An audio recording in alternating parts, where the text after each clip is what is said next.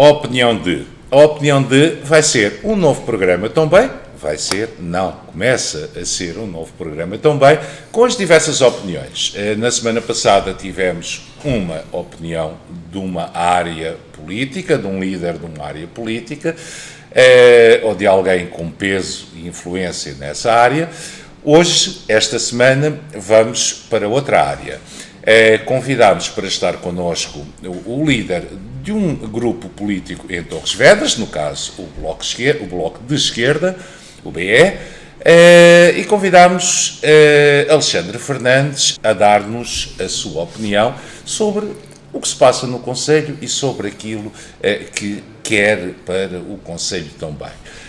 Antes de tudo mais, Alexandre, obrigado por teres aceito o meu convite, obrigado. Estares aqui a conversar comigo e connosco. É um espaço da tua responsabilidade, é um espaço teu, em que a opinião é toda tua, sou só mensageiro, como costumo dizer, e é um primeiro programa, é um programa mais de apresentação, mas com certeza que há opiniões que gostarias de ter, de debater, de falar, como por exemplo, deixava já nas tuas mãos a primeira opinião. Qual é o primeiro assunto que achas pertinente nesta altura aqui em Torres Vedras? Bem, antes de mais quero agradecer o convite ao Carlos, como também cumprimentar todas as pessoas que estão a ver-nos através da revista Festa e da RTV ON. Um dos temas neste momento que está na ordem do dia é essencialmente a acusação pelo Ministério Público relativamente à tese de doutoramento do Presidente da Câmara, Carlos Bernardes. O Ministério Público acusou o Presidente da Câmara de 40 plágios. Bem, 40 plágios também são muitos, mas aqui a acusação não é só sobre um deles, é sobre os 40, são todos diferenciados. Ainda não tive acesso à acusação. O que eu sei é por causa da comunicação social que se tornou uma notícia nacional. De facto, o que podemos ver é que 40 plágios não é só uma frase ou duas, não é? E ontem também foi notícia na comunicação social que a Universidade tirou o grau de doutoramento ao Presidente Carlos Bernardes, portanto ainda se torna mais grave. E isto é algo bastante grave, nomeadamente que neste caso eu acho que afetou e afeta a figura do Presidente da Câmara Municipal de Torres Vedras, como é evidente, e temos que considerar que plágio, e todos sabemos que plágio é crime. Então, temos um Presidente da Câmara Municipal, que neste caso cometeu um crime, alegadamente, porque ainda não é apenas uma acusação, não é, mas penso que seja particularmente grave, e se de facto for comprovado que o Presidente da Câmara fez este plágio na sua tese de doutoramento, é realmente grave para a Câmara Municipal e para a figura do Presidente da Câmara. O Alexandre, para além de neste momento líder de uma força política cá em Torres Vedras, estás a acabar também uma licenciatura. Sim. Isso a vocês que estudam cria-vos mais problemas por isso? São mais sensíveis por isso? Mas é importante, no caso, pergunto eu, como cidadão, é importante que o Presidente da Câmara de Torres Vedras, de Lourinhã, de Sobral, de Lisboa, de onde quer que seja licenciado, doutorado. Isso é a coisa mais importante. Não, claro que não. Nem todos os Presidentes da Câmara têm que ser doutorados. Não tem que ser. Não é? Nem é preciso serem mestrado ou licenciatura para ser um bom Presidente da Câmara. O problema é quando temos neste caso o doutoramento ou o mestrado e de facto as coisas não foram feitas corretamente. Eu sou estudante universitário e a minha primeira aula da licenciatura foi um professor que até foi um pouco agressivo a falar-nos sobre plágio. Foi 1h30 a falar-nos sobre plágio e do quão grave isso é, porque nós no secundário não tínhamos qualquer percepção do que é que seria plágio ou não, e de facto a mostrar-nos que o plágio é crime e que nós podemos ser... É pior do que copiar, ou não? Sim, de certa forma, sim. Não. E não estamos a falar de um teste secundário, né? Estamos a falar de uma tese de doutoramento, que que é o grau máximo das universidades, certo? E em relação a isso do doutoramento, pronto, novamente eu digo que é de facto muito grave e queria lhe dizer também que na minha universidade, no ISCTE, podemos ser suspensos ou podemos até ser expulsos da universidade, depois depende também da dimensão da gravidade. Neste caso, a gravidade maior é, neste caso, os doutoramentos, ou os mestrados, as teses, mas nós podemos ser realmente expulsos devido ao plágio. E também para lhe dizer que ainda há cerca de 2 semanas, 3 semanas, houve um workshop no ISCTE sobre o plágio. Então? Para nós realmente percebermos que às vezes até estamos a fazer plágio sem sabermos, e é preciso realmente perceber quais são, o que é que está errado, o que é que está correto, porque muitas das vezes até os nossos orientadores das teses são pessoas que não conseguem acompanhar tudo a rigor, não é? E o ISCTE tem um sistema que detecta o plágio nos trabalhos. É tudo sim. Já com meio informática e por aí. Mas é assim, nos trabalhos académicos, pergunto eu, nos trabalhos académicos de teses, de doutoramentos ou por aí, não há a possibilidade e não é comum os diversos que ele está a fazer, socorrer-se de textos, socorrer-se de frases já existentes para ilustrar aquilo que quer dizer e para ilustrar aonde quer chegar e para dar mais força ao seu próprio trabalho. Isso não é comum ser feito. Sim, penso que sim. Até qual é o problema de uma situação destas? É que o não fazer referência, não dizer que é de um outro e apropriar-se como sendo do próprio ou não? Ou há algo para além disso? Na tua opinião, claro, Alexandre. Sim, na minha opinião, basicamente para mim é estar a usar o trabalho dos outros para nome próprio. E isso é particularmente grave. E como sabemos, o plágio, como já disse aqui, e toda a gente sabe, o plágio é crime.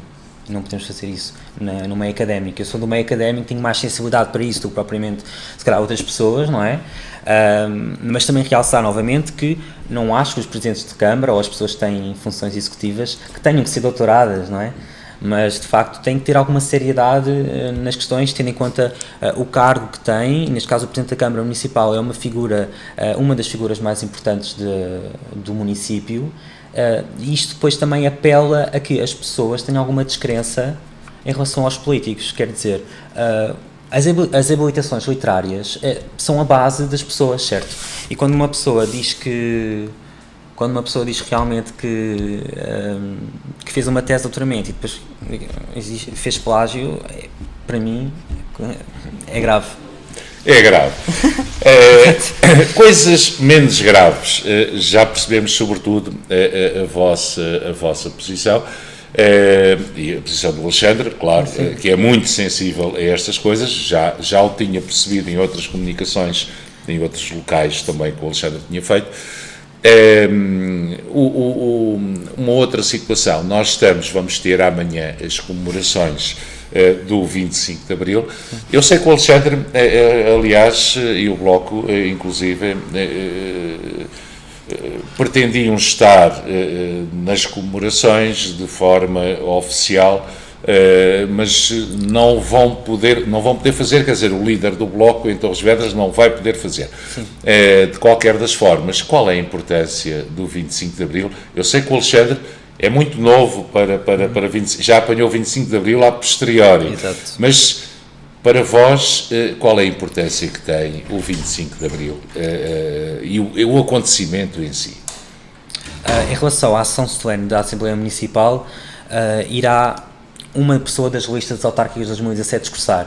Ou seja, não pode ir uma pessoa que não tenha estado nas listas, exatamente como eu, porque não estava no Bloco de Esquerda em Torres Vedras em 2017, mas irá outro representante, alguém das listas, ainda não está decidido quem irá amanhã, mas em relação ao 25 de Abril, eu sei que sou um privilegiado por ter nascido depois do 25 de Abril, mas no entanto posso lhe dizer, e posso dizer a todos que nos estão a ver, que para mim é um dos dias mais importantes do ano. Então porquê? Porquê? Há uma razão especial? Eu acho que temos que agradecer todos os dias a todas as pessoas que lutaram contra o fascismo e que continuam a lutar por uma sociedade mais igualitária, mais justa, com um Estado social forte, que proteja quem vive do seu trabalho, que proteja as pensões. Isso é essencial, continuar a lutar pela liberdade, pela diversidade, pela individualidade de cada pessoa. Acima de tudo, o 25 de Abril é isso mesmo, é festejar aquilo que foi conquistado, é respeitar todas as pessoas que passaram a sua juventude e a sua vida adulta a lutar por aquilo em que acreditavam, que era um mundo diferente, e de certa forma acho que conseguiram com a revolução do 25 de Abril, e acho que temos que agradecer, nomeadamente os mais jovens, têm que agradecer aos seus pais, aos seus avós, a todas as pessoas que lutaram e, como é óbvio, continuam à luta, não é verdade? Esses são os valores e as causas. Normalmente a área do Bloco é associada muito mais a causas do que uma grande ideologia. Isto Sim. também tem alguma verdade, ou não? Sim. Muito de causas específicas. No 25 de Abril. Isso que o Alexandre acabou de falar são causas também, não é? E são causas que vocês, Bloco, defendem muito, claro. muito de forma regada e dando muito valor a essas coisas. Por exemplo, em termos das pessoas, o fincapé que fizeram com a subida foi salários, não foi agora salários, pensões. Eu estou a tentar visualizar o que Catarina Martins, não é? Disse na altura em que formaram um governo com o PS e formaram um governo com o PS e com o PCP. Não, apoiaram um governo do PS, mas foi uma das grandes questões que foram colocadas. É muito importante para vocês isso? Sim, é bastante importante, até porque em 2015, quando se formou este governo minoritário do Partido Socialista, era necessário combater a política de austeridade da direita que destruiu o nosso país durante 4 anos. Aliás, foi exatamente esse governo que me meteu na política, porque aliás, até posso dizer que foi o Passos Coelho e o Paulo Portas que me puseram na política, essencialmente por ver tanta injustiça no nosso país e tanta desigualdade.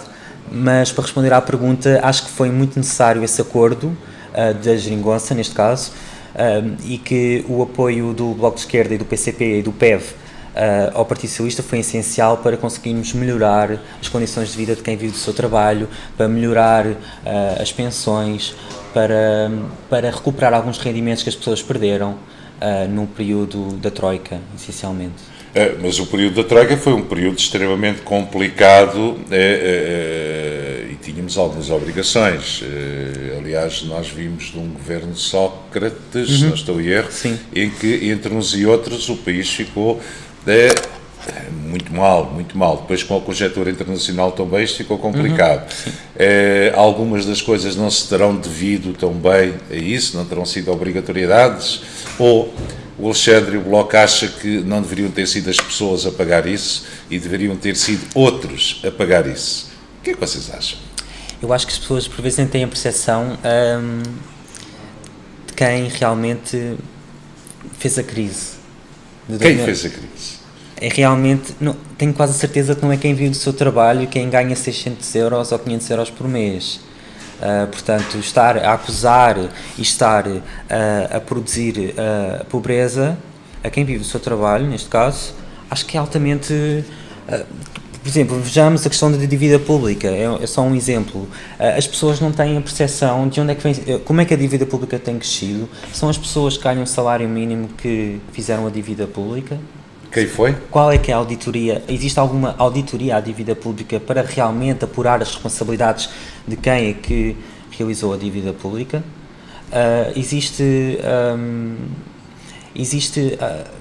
Que vejamos a questão dos crimes económicos, de todas as falências dos bancos que afetaram imensamente então, os contribuintes. Os bancos em Portugal não faliram. Não faliram porque o Estado está lá para resgatar e para injetar dinheiro quando é necessário. Ou seja, nós nacionalizamos os prejuízos e não nacionalizamos os lucros. É isto que tem sempre acontecido, no caso do Novo Banco, no caso do Banif, o mais recente, em que 3 mil milhões do Estado para o Santander comprar o Banif. Ou seja, nós nacionalizamos sempre aquilo, prejudicando sempre os contribuintes, ou seja, os prejuízos e os lucros, que já é uma coisa, um fantasma comunista, que é nacionalizar os lucros, já ninguém quer fazer. Então é por isso, está aí, reside aí, na vossa opinião, o principal problema. Já agora, uma pergunta e uma curiosidade que eu tenho. É como é que o Alexandre Fernandes aparece a lutar por estas causas, aparece no Bloco, não à frente do Bloco, claro, e foi por eleições com Sim. certeza, mas como é que aparece no Bloco? Isso é alguma coisa de família, já é alguma coisa anterior, já está enraizado, foi por uma questão contestatária? Agora é uma curiosidade minha, não é? Sim, Como é que o Alexandre aparece no Bloco? Já me disse um pouco também, foi por causa do Passos Coelho que o levou a ir para o Bloco, mas há que ver, há qualquer coisa a mais pelo meio, ou não? A minha mãe, quando eu era pequeno, a minha mãe diz-me, aliás, que eu defendia sempre os mais fracos. Os mais fracos que eram normalmente as pessoas, ou as pessoas mais gordas, que eram gozadas, as pessoas que não se inseriam, por exemplo, ou os rapazes que não gostavam de futebol, ou as raparigas que gostavam de vestir de roupas largas. Mas futebol é bom. Não? Eu não gosto de futebol. Isto é uma provocação. Eu sei, sim, eu não gosto de futebol. Acho que é um negócio péssimo. Mas pronto, isto para dizer, em relação a isso, que não existe nenhum historial de política na minha família. O meu pai foi militante do MRPP até ao 25 de Abril e depois acabou por sair porque havia aquele mito que o Partido Comunista queria implementar uma ditadura de esquerda. Isso afastou o meu pai, porque o que eles queriam era liberdade. Eles não queriam o PCP a governar, não queriam ter nada relacionado com a União Soviética. O que eles queriam realmente era que o Partido Comunista, aliás, o que eles queriam era liberdade, era democracia, era liberdade de partidos políticos. Mas pronto, para responder à sua questão, o que me fez realmente entrar no Bloco de Esquerda foi exatamente na minha adolescência, quando eu comecei a ver política, e a começar a questionar, a começar a ter espírito crítico num período da Troika, e não estou a excluir o Partido Socialista disto, porque o Partido Socialista também assinou o memorando da Troika, ok, não foi só a direita, não esquecer, que se o Partido Socialista tivesse ganho em 2011, teria que cumprir o memorando da Troika. Foi realmente a injustiça que estava a existir socialmente e que me revoltava, essencialmente, porque eram as pessoas as pessoas mais pobres e as pessoas de classe média que estavam a empobrecer, e haver um primeiro-ministro que dizia que as pessoas tinham que empobrecer, mas não é qualquer pessoa, eram as pessoas que tinham menos, não é as pessoas que têm mais, porque essas pessoas nunca ninguém afeta, não é? Portanto, e até existe um bocado na sociedade que as pessoas, nós criticamos muito mais quem está ao nosso lado, quem está no mesmo patamar que nós, do que as pessoas que estão lá em cima. Nós revoltamos muito mais com o nosso colega, que ganha o mesmo que nós, que chegou atrasado, por exemplo, meia hora ao trabalho, durante 2 vezes por semana, do que o nosso patrão que nos cortou o salário e que nos tirou o subsídio de férias. Portanto, existe um bocado este pensamento na sociedade, que é sempre estar a discriminar e estar sempre... Não existe solidariedade às vezes, percebe? E acho que isso é essencial. Mas pronto, o Bloco de Esquerda é um partido que defende muitas lutas que eu me identifico, embora eu não esteja realmente em todas, mas na questão da ecologia, na questão das minorias, na questão de proteger as pessoas que trabalham, de proteger as pensões, de proteger os estudantes, o ensino, ter uma visão diferente da sociedade, mais democrática, mais igualitária, e é essencialmente isso que me trouxe ao Bloco de Esquerda e à esquerda.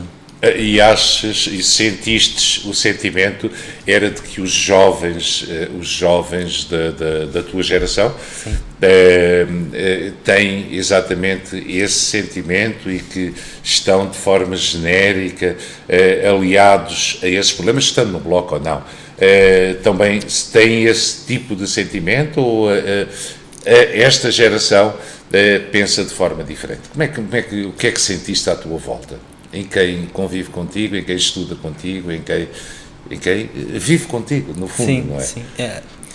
Acho que existe mais sensibilidade por parte dos jovens em relação a algumas matérias sociais, como igualdade de género que é uma luta do Bloco de Esquerda e não só, de montes de coletivos e de movimentos.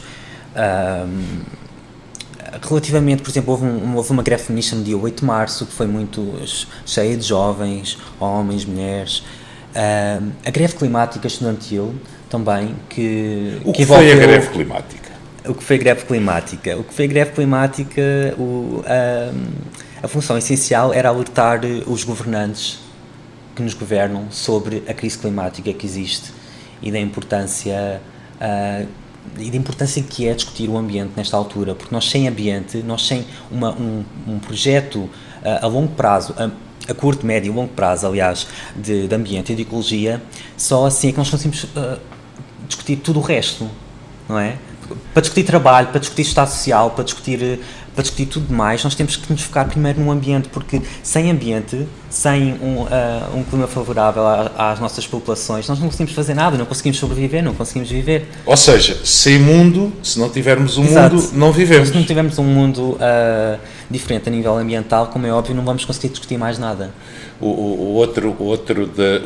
Estamos numa altura também, numa fase, isto agora não só aqui em Torres Vedras, agora vamos sair um pouco de Torres Vedras, vamos passar um pouco mais para alargar os nossos horizontes. Eu sei que também tens falado sobre isso, né, em diversos sítios onde tens escutado. Uma das vossas preocupações são as eleições europeias que agora se aproximam, que estão aí, e o aparecimento de novos partidos. E tudo isto, as eleições europeias, e separando as coisas, e os novos partidos são coisas boas ou são coisas más? Qual é a tua opinião? Para a democracia são sempre bons, quanto mais partidos melhor, na minha opinião. Mas temos que falar que tipo de partidos é que queremos e que tipo de partidos é que realmente são precisos na sociedade portuguesa. Nas eleições europeias, que são as próximas eleições no próximo dia 26 de maio, são eleições que eu penso que até vai haver um recorde de partidos a concorrer. Quem é a vossa candidata? Marisa Martins? Marisa Matias. Sim. Marisa Matias? Sim, em primeiro lugar vai a Marisa Matias, em segundo o José Guilherme Gusmão, que são as primeiras pessoas que estão na lista para as europeias, que são duas pessoas muito competentes e que tenho a certeza que, se forem eleitas, vão fazer um excelente trabalho na Europa. Mas para falar sobre a questão dos novos partidos, nós temos dois partidos que eu queria realmente falar, que é o Aliança, que vai concorrer pela primeira vez em eleições, e é um partido que eu acho curioso, porque o ano passado, como sabemos, é do Santana Lopes, e achei curioso que o ano passado o Santana Lopes concorreu à presidência do PSD com o Rui Rio, como se deve recordar, e perdeu as eleições, e meses depois estava a criar um novo partido. Ou seja, ele tinha um projeto político para o PSD, e o facto de não ter ganho, ele desistiu completamente do PSD e fez um novo partido. Ou seja, acho que dá para ver o caráter político. Ou seja, criou um novo partido com dissidentes do PSD a defender. Não tem uma visão muito diferente do PPD-PSD, e foi exatamente isto que aconteceu, quer dizer, dissidentes do PSD que fizeram um novo partido, porque é o que dá a possibilidade ao Santana Lopes de voltar a ser, aliás, deputado da Assembleia da República, porque é o que ele vai querer ser. E é um partido que, pronto, de direita, tem toda a legitimidade para o ser, e recordo aqui as palavras do Paulo Bento, que foi um dos seus entrevistados há pouco tempo, que é um partido liberal na economia, tudo bem, mas tudo bem no sentido que entendo que o seja, mas conservador nos costumes. E eu gostava de alertar realmente para isto. O que é ser conservador dos costumes? Se faz sentido ser conservador nos costumes em 2019, com tantos avanços sociais que nós temos tido, o que é ser conservador? É voltar para trás, regredir? Faz algum sentido em 2019? Eu penso que não foi bem esse o sentido que o Paulo também quis dar às palavras. Não, eu estou a questionar o que é ser conservador, se faz sentido ser conservador nos dias de hoje. E uma das coisas que as pessoas que defendem uma sociedade conservadora nos costumes é essencialmente porque agora estes jovens não respeitam. Ser conservador é respeitar o outro. e que quem não é conservador é não respeitar as instituições ou é não respeitar os valores da sociedade patriarcal. Portanto, faz alguma confusão. Sim, alguma confusão. Sim. Falaste de um outro partido, como é que é? Chega, não é? Sim, Nem não tenho Chega falado, para mas lá, sim. é só Chega. Sim. Do Chega, qual é a opinião em relação ao Chega? Porque se ninguém, pelo menos nós, pessoa comum, ninguém sabe bem o que é. Qual é a vossa opinião? A minha opinião, a minha opinião é essencialmente que é um partido que está a angariar É um partido apoio. populista? Não. Sim.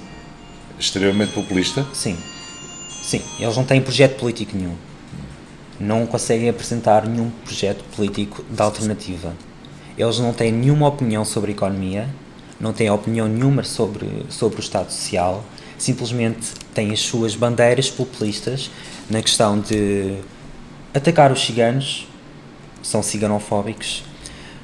Sobre a questão dos imigrantes... Estás a referir isso por causa do problema que o líder deles teve em Loures, por exemplo, onde foi por alguma razão ele saiu do com... PSD.